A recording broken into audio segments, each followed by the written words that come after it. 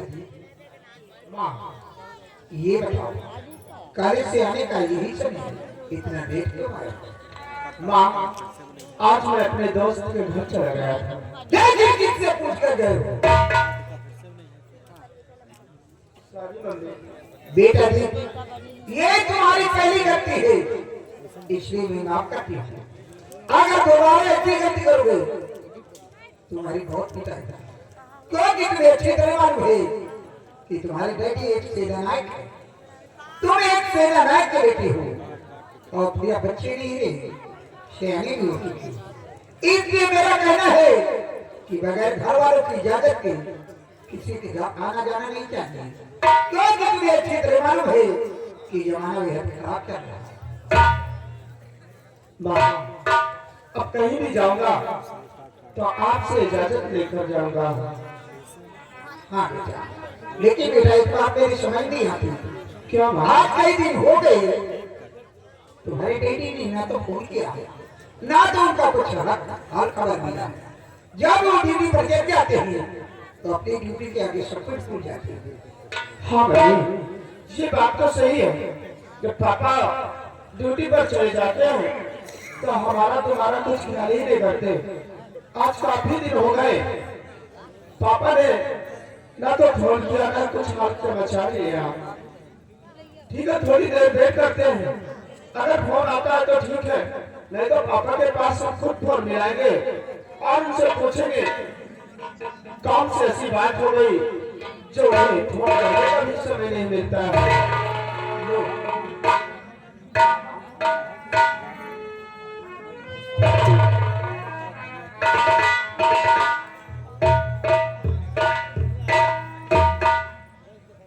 क्या बात है?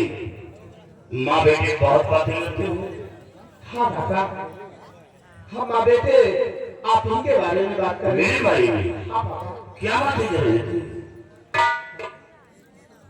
स्वामी जी, आज आपको अचानक देखकर हैरत में पड़ गई कि आपको हमारी लोगों की याद कैसे आ गई?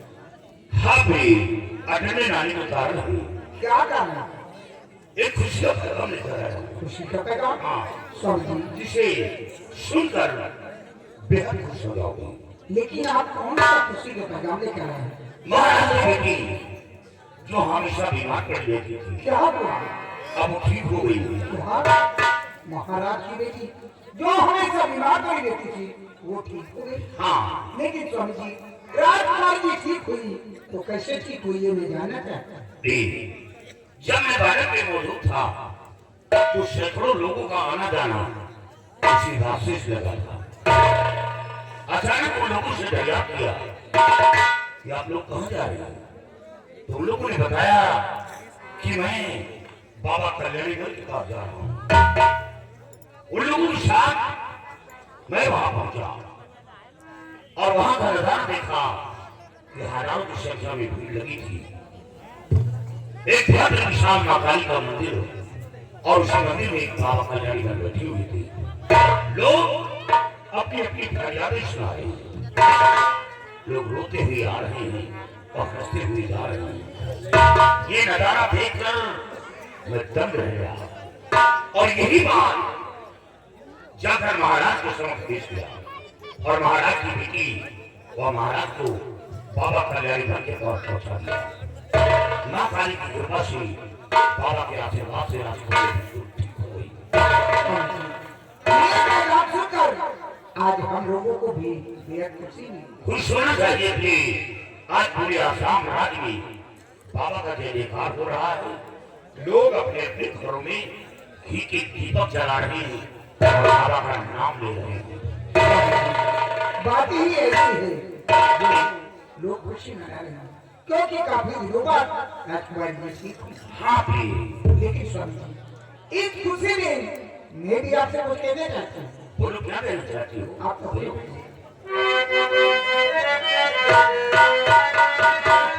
स्वामी जी आपसे विनय है मेरी सादगी, आपसे विनय है मेरी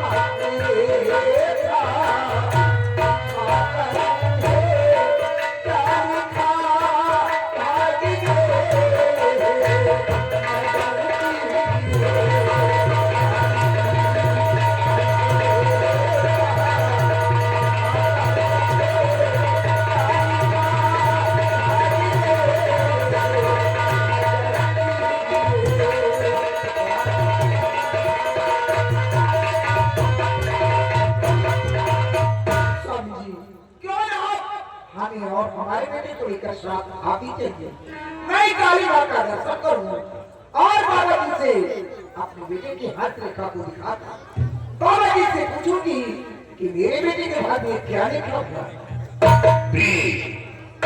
ये तो खुशी की बात है। माँ काली के दर्शन करना चाहती हो, साक्षात बेटे के भाग्य में क्या लिखा है वो जानकारी हो। ओ प्यार कमा तेरी छपूरी करूं, बात से तेरे मुझको नहीं कुछ डरूं, जानना चाहती क्या लिखा भागी, चलूं बाबा की करूं।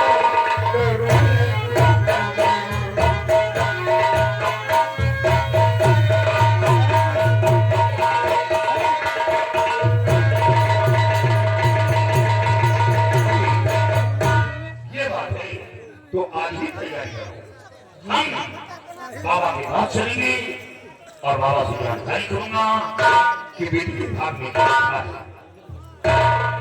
बेटे तुम्हारी तैयारी का क्या समाचार है? पापा, आपके आशीर्वाद से इस वक्त मेरी पढ़ाई बहुत अच्छी चल रही है। अच्छी चल रही। हाँ बेटे इस वर्ष क्लास में तुम्हें हर बच्चों से फर्स्ट नंबर से पास होना है, याद रखो। पापा, अगर आपका आशीर्वाद रहा तो जरूर। अच्छा हुई बेटे, अच्छी पढ़ाई करो, योग्यता प्राप्त करो। जिस तरह तुम्हारे पिता का नाम रोशन है, उसी तरह देश के सच्चे सिपाही बनकर देश की सेवा करो।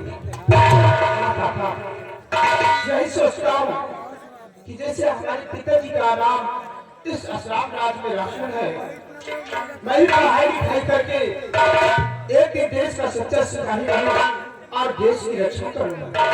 शाबाश बेटी। आप जरा भी चिंता न करिए, मेरा बेटा पढ़ने में बहुत तेज है, इस समय बहुत अच्छी तरह। क्यों नहीं, जब माँ इतनी तेज है तो बेटा क्यों नहीं रहेगा? अरे माँ तो इतनी बड़ी काबिलियत है तो बेटा जरूर कर लेगा। आओ माँ के साथ।